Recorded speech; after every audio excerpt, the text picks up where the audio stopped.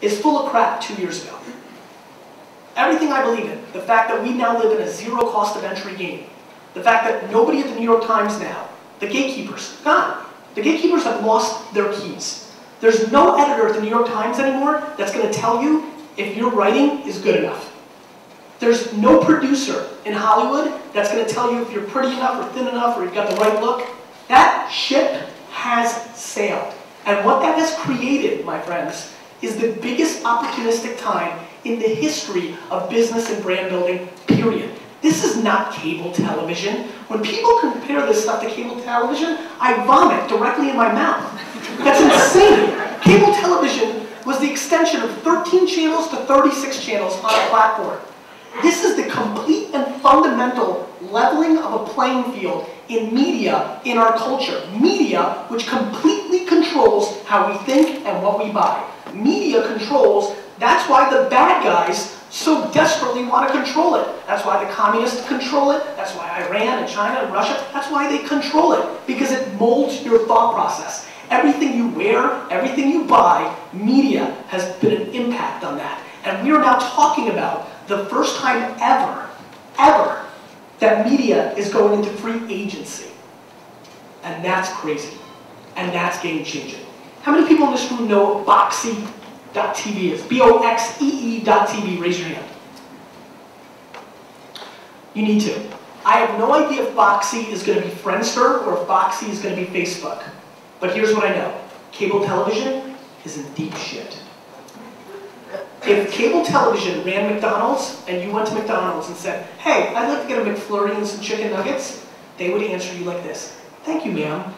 That's really great, but you're going to be buying everything on the menu, and that will be $247, please. That's how we all buy cable television. I am personally pissed that I spent $8 a month on Lifetime. I am not happy that I'm paying $1.47 for the Golf Channel. But that is what we're forced into. What I know is this. Very soon, I will be walking into my home, taking my handheld device to a search engine, typing in the word wine, hitting enter, and my Library TV will be right there, and I will hit one button, and it will start playing on my television. And when that comes, game on. Because you think newspapers falling, or magazines falling, or changing culture, wait till TV falls. And then these brands, the brands that I represent with VaynerMedia, my brother AJ and I now have a consulting company called VaynerMedia, the NHL, Cadbury, Saks, all these consumer brands products. Guys, they want to reach eyeballs. They do not care how they come to them. They are not emotionally attached to Time Warner or Comcast. They're emotionally attached to the two eyes on your face. That's what they want to get to, and they could care less where it comes from. And they are going to throw money, and they are throwing money at getting it. And what we are living through is this. Every person in this room, for the first time ever, gets to play by the America that we were all promised. See, the internet is the single most underrated thing in our society. The internet, the consumer internet that we all know, you know, Facebook and Twitter and Ustream and YouTube, they get the credit. They're all on one platform. The internet. 15 years old. It's been 15 years max since you've heard that thing. 15 years max. It's been 15 years max since AOL actually spammed our actual mailboxes with those CDs. Internet's 15 years old. It hasn't had sex yet, and it's dominating. What's very, very important You haven't been on the right sites. What's that? You haven't been on the right sites. Clearly you have. So, what I think is very important is this, guys. What I think is massively important is this. The audacity that we have to even debate if the internet can be held off or countered by print or radio or television is silliness. It is a complete level playing field. It's a place where things like the Huffington Post and things like TechCrunch and things like Daily Beast and things like on and on and on, Perez Hilton has more eyeballs than Us Weekly. I mean, when you start thinking about those kind of things and how quickly it happens, that more people watch my show, Wine Library TV, than are subscribed to Wine Spectator and Robert Parker combined.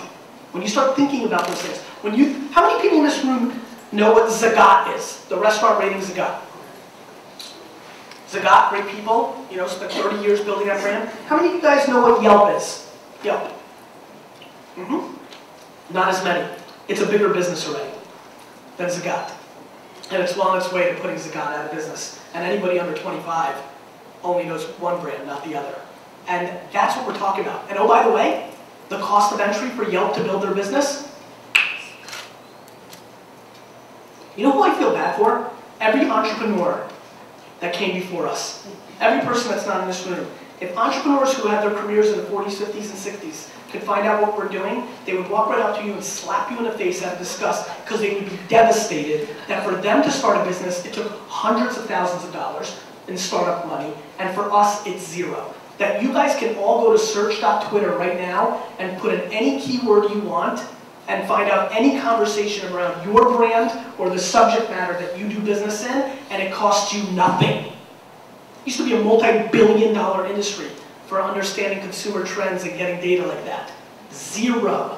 See, what everybody thinks Twitter's stupid is because they're trying to figure out what to say, right? Of course Twitter's dumb. Who cares about eating a pizza or taking a crap or watching the game? I get it. Twitter's not about talking, my friends. Twitter's about listening. The reason I have 850,000 people follow me is because I cared. And I listened. Because I typed in Chardonnay and Merlot and Zin and Pinot Noir and what pairs with fish, and I found people talking about it, and I helped them. Not by trying to close them and giving them a link to winelibrary.com, but because I wanted to build real relationships. See, what I'm excited about is all these mechanisms and mechanics and all these new sites and all these scary things that everybody's so scared about. All this, everybody thinks it's 2040. Business is going to 1940, my friends. The way your grandparents built their business is the way we're going to all have to build our business going forward. Because you see what happens is we start getting very connected, and all of a sudden our entire society is one very small town. Because everybody knows your business. Because I got good news for you. There's no hiding anymore. The dirty and the skeezy and the sleazy and the sucky, they're all getting a spotlight put on them. What social media does is it activates word of mouth. And word of mouth is the single most powerful thing in branding. And word of mouth right now, because of these tools, is on steroids. Word of mouth is Barry Bonds and Roger Clemens. It has never been more powerful. See, what you have to understand is the biggest yenta on the Upper East Side 10 years ago could have told how many people?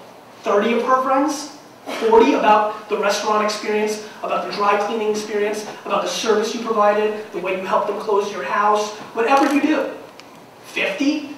Now, the weirdest introvert that lives in his mom's basement can tell 6,000 with one tweet, with one Facebook status.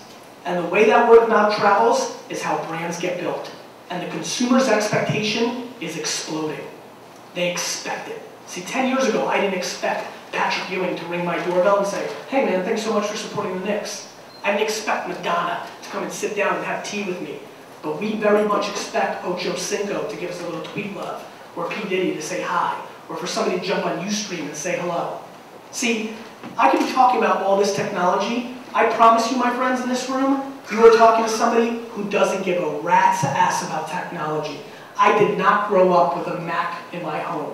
The most tech savvy I was at 18 years old was I had Sega Genesis and played NHL '94. That's the max of how tech savvy I am. When I'm talking to you guys